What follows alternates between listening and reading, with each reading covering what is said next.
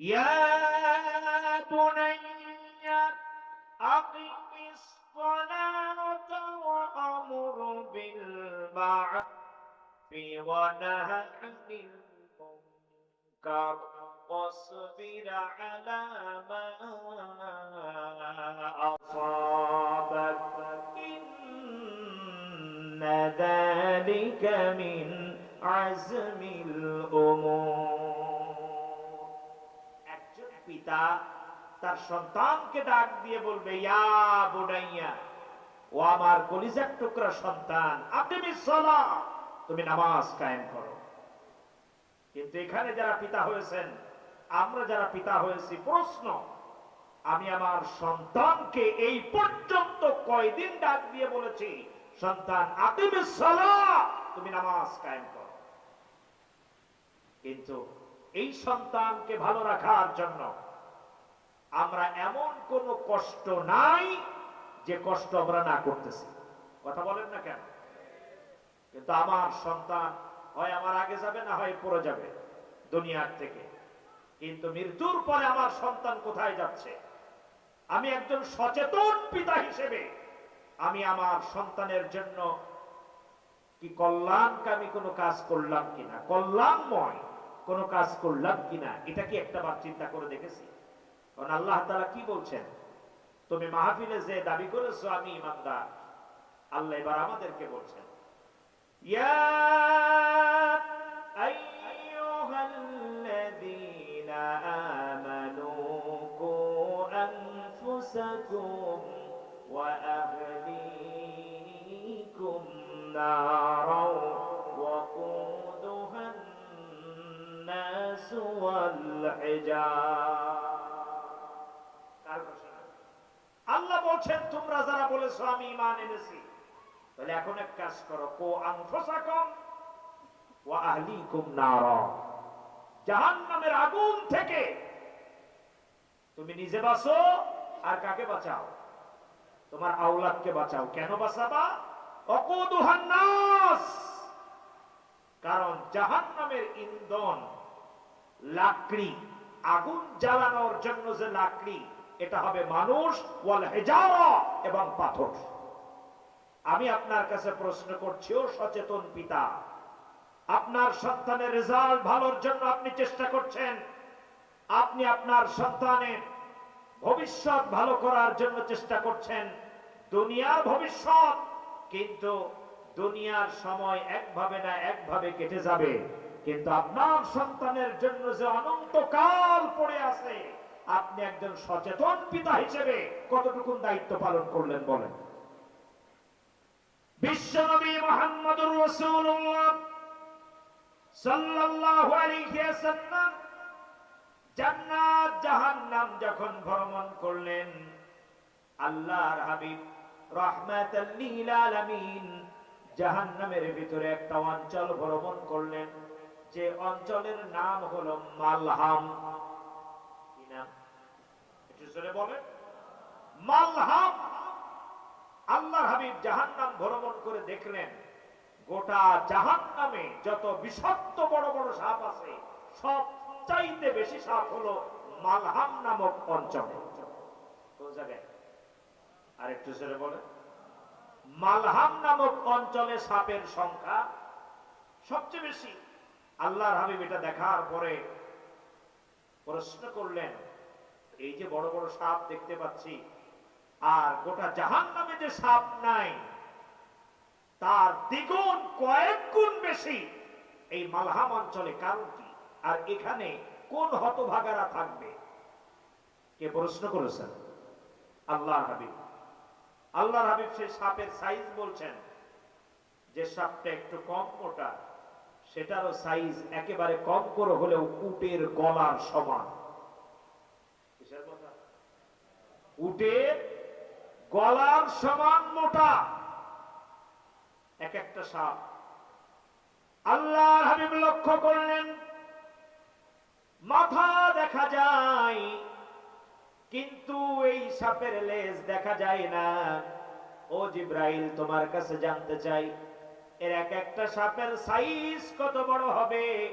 জিব্রাইল ডাক দিয়ে বললেন, ইয়া রাসূলুল্লাহ, আপনি যদি মধ্যম গতিতে হাঁটা শুরু করে দেন, এই সাপের লেজের কাছে পৌঁছাতে আপনার 1 মাসের সময় রাস্তা অতিক্রম করা লাগবে। কতদিন? তার মানে কতদিন? 30 দিন যদি আপনি একাধারে হাঁটেন, এরপরে গিয়ে আপনি সাপগুলোর লেজ খুঁজে পাবেন। একবার যদি এই সাপ কাউকে কামড়ায়, 70 বছর পর্যন্ত তার যন্ত্রণা থাকবে। প্রিয় দিনী ভাইয়ের আমার, আপনি তো আপনার সন্তানের একজন কল্যাণকামী পিতা। আপনার সন্তান যেন ভালো হয়, ভবিষ্যৎ উজ্জ্বল হয়, এজন্য আপনি হালাল হারাম বাছলেন না, সুদ ঘুষ দেখলেন না, অন্যের হক মেরে খাচ্ছে কিনা তাও দেখলেন না সন্তান মানুষ করতে গিয়ে। কিন্তু আপনার সন্তানের সব ঠিক ছিল, মানুষ করেছেন। আপনার সন্তানকে আপনি কখনোর জন্য কার সাথে পরিচয় করার নাই? আরো জোরে বলেন, রবের সাথে পরিচয় করার নাই। ও পিতা, আপনি হয়তো চলে যাচ্ছেন জান্নাতের দিকে, যে সন্তানটি আপনার তত্ত্বাবধানে ছিল। আল্লাহ যেহেতু বলেছেন ওয়া'মুর আহলাকা বিস-সালাত, আপনি যেহেতু আপনার সন্তানের গার্জিয়ান, কাজেই আপনার সন্তান যখন জাহান্নামে যাবে আর আপনি জান্নাতের দিকে যাবেন, সন্তান ডাক দিয়ে বলবে, আল্লাহ আজকের তো একা যাব না, আমার যে পিতা যিনি আমার দায়িত্বশীল ছিল, যিনি আমাকে এই সৎ পথে চালাই নাই, জাহান্নামে যাওয়ার আগে কাকে চাই? একটু জোরে বলেন। আল্লাহর হাবিব রাহমাতাল লিল আলামিন এজন্যই বলে দিয়েছেন, কুল্লুকুম রাঈন ওয়া কুল্লুকুম মাসউলু আন রায়াতিহি। আল্লাহর হাবিব বলেন, তোমরা সকলেই দায়িত্বশীল। আমরা সকলে কি? কেউ সমাজের দায়িত্বশীল, কেউ রাষ্ট্রের দায়িত্বশীল, কেউ পরিবারের দায়িত্বশীল, কেউ সন্তান স্ত্রীর দায়িত্বশীল। আল্লাহর হাবিব বলছেন, তোমার দায়িত্ব সম্পর্কে তোমাকে কি করা হবে? তোমাকে প্রশ্ন করা হবে। তার মানে আমার সন্তান সম্পর্কে আমাকে প্রশ্ন করবে। প্রিয় দিনী ভাইয়েরা, এখন আপনাদের কাছে আমি একটু ঠান্ডা মেজাজে দু একটা কথা প্রশ্ন করি। আল্লাহ যেহেতু এখানে বলেছেন যে তোমার পরিবারকে তুমি নামাজের হুকুম দাও, তার মানে আমার পরিবারকে যখন আমি নামাজের হুকুম দেব, অর্থাৎ আমি হলাম ওই পরিবারের, জোরে বলেন, আমি ওই পরিবারের মাথা, আমি হলাম ওই পরিবারের নেতা, আমি হলাম ওই পরিবারের দায়িত্বশীল। কার কথা? আল্লাহ তাআলা কোরআনের অন্য জায়গায় বলছেন, তোমরা স্বামী এবং স্ত্রী উভয়ে একটা সন্তানের দায়িত্বশীল। এখন বলুন, অনেক সময় অনেকের সন্তান গাঁজাখোর হয় কিনা? অনেকের সন্তান ফ্রি ফায়ারে আসক্ত হয় কিনা? অনেকের সন্তান জুয়া খেলে কিনা? অনেকের সন্তান মদ গাঁজা খায় কিনা? প্রশ্ন হলো, আপনার সন্তান যে খারাপ পথে চলে গেছে, এর জন্য ইউনিয়ন পরিষদের চেয়ারম্যান, মেম্বার, রাষ্ট্রের যারা দায়িত্বে আছে তারা দায়ী, নাকি আপনি নিজে দায়ী? কেন? আল্লাহ তাআলা আপনার সন্তানের দায়িত্বশীল আপনাকে বানিয়েছেন, আপনি দায়িত্বে অবহেলা করেছেন, এটাই হলো প্রমাণিত হয়। জোরে বলুন, কথা ঠিক না বেঠিক? আর একটু জোরে বলেন। প্রিয় ভাইয়েরা আমার, তাহলে আমাদের সন্তানটা যে খারাপ হয়, এর পেছনে দায়ী কে? একটু জোরে বলতে হবে, এর জন্য দায়ী কে? এমনও সর্বনাশা পিতা আছে, দেখবেন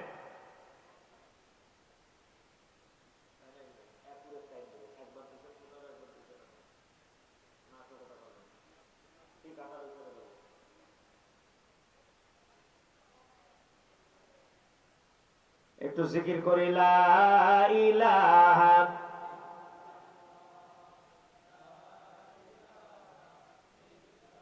জোরে, লা ইলাহা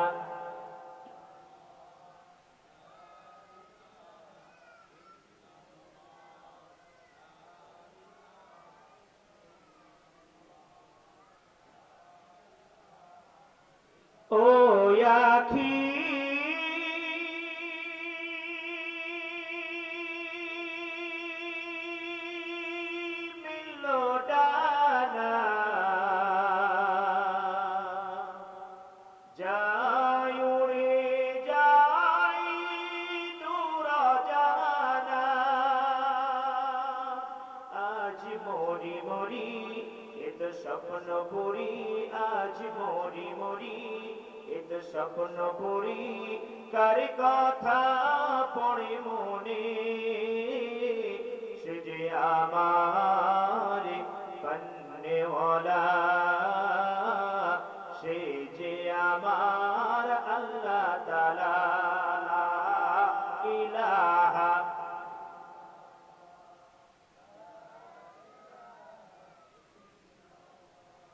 লা ইলাহা লা ইলাহা ইল্লাল্লাহু মুহাম্মাদুর রাসূলুল্লাহ সাল্লাল্লাহু আলাইহি ওয়াসাল্লাম। প্রিয় ভাইরা আমার, তাহলে আমাদের রব কে? আরেকটু জোরে বলেন। আমাদের রব আল্লাহ। এখন প্রশ্ন হলো, তাহলে আমাদের রবের সাথে আমাদের সন্তানগুলোকে পরিচয় ঘটাতে হবে কাদের? আরেকটু জোরে বলেন। আমাদের। আর রবের সাথে পরিচয় ঘটানোর অন্যতম মাধ্যম হলো কোরআনের মার্কাজ। কোরআনের মার্কাজ। আমি আপনাদের কাছে আহ্বান করতে চাই, আপনাদের সন্তানগুলোকে আপনি ডিসি বানান, এসপি বানান, এগুলো তো আমাদের দরকার, তাই না? কিন্তু আপনার সন্তানকে যদি আপনি সর্বপ্রথম কোরআনুল কারীমের শিক্ষা দেন, কিসের শিক্ষা? একটু জোরে আওয়াজ দিয়ে বলতে হবে, কিসের শিক্ষা? কোরআনের শিক্ষা। ও যখন ডিসি হবে, এসপি হবে, মন্ত্রী হবে, অন্তত চোর হবে না, বাটপার হবে না, হাইজাকার হবে না, চাঁদাবাজ হবে না, টেন্ডারবাজি করে খাবে না, যারা বলে ঠিক কিনা। কাজে সন্তানগুলোকে আমি প্রাথমিকভাবে আপনাদেরকে বলবো, প্রাইমারিতে না পড়িয়ে অন্তত পক্ষে একটু নুরানিতে আগে পড়ান, পঞ্চম শ্রেণী। এতে লাভ হবে কি? আপনার সন্তানের অন্তরের ভিতরে যখন কোরআন ঢুকে যাবে, ও বড় বড় অফিসার হবে, কিন্তু দুর্নীতি, আরেকটু ছেড়ে বলেন। আর আপনি সচেতন পিতা হিসেবে সন্তানকে কি কিয়ামতের ময়দানে অন্ধ করে উঠাতে চান? আরেকটু ছেড়ে বলেন। ওয়ামান আ'রাদা আন যিকরি ফাইন্না লাহু মাঈশাতান দানকাও ওয়া নাহশুরুহু ইয়াওমাল কিয়ামাতি আ'মা।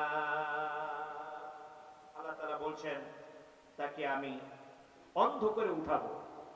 সে অন্ধ অবস্থায় থাকবে, আল্লাহকে ডাক দিয়ে বলবে, ক্বালা রাব্বি লিমা হাশারতানি আ'মা ওয়া ক্বাদ কুনতু বাসীরা। আল্লাহ, দুনিয়াতে তো আমার চোখ ছিল, আজকে আমাকে তুমি অন্ধ বানাইলা কেন? আল্লাহ রাব্বুল আলামিন জবাবে তখন বলে দিবে, ক্বালা কাযালিকা আতাতকা আয়াতুনা ফানাসিতাহা ওয়া কাযালিকাল ইয়াওমা তুনসা। আল্লাহ বলবেন, দুনিয়াতে তুমি না আমার কোরআনের কথা ভুলেছিলে, কোরআনের আয়াত ভুলেছিলে, কোরআন শিক্ষা থেকে দূরেছিলে, আজকে এই জন্যই তোমাকে আমি অন্ধ করে উঠালাম। আজকে ওই চোখ আমার দরকার নেই।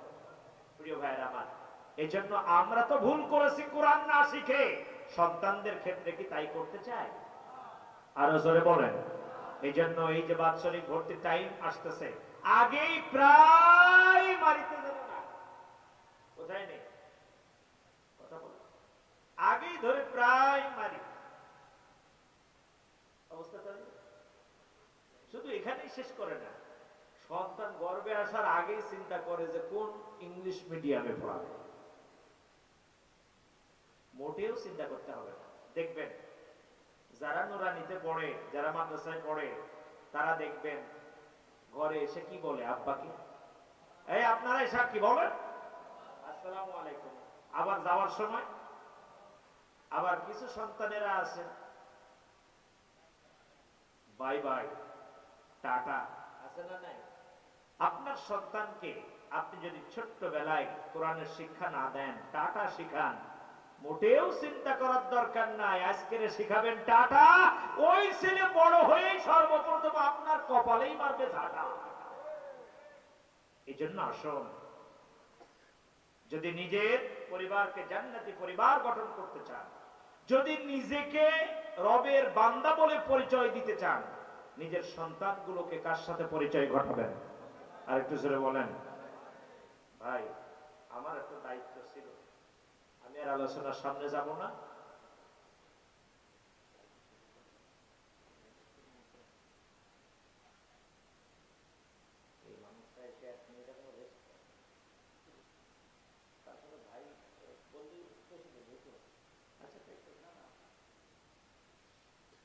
প্রিয় ভাইয়ের আমার, আমি আর 5টা মিনিট একটু সময় নেব, দেবেন আপনাকে?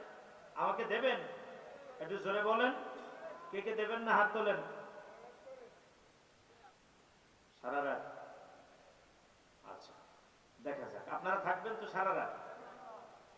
মাদ্রাসা কর্তৃপক্ষ আপনারা খিচুড়ি পাঠান, আমরা এখানে খাবো, আবার ওর সঙ্গে তারপরে আবার শুরু করবো নাকি?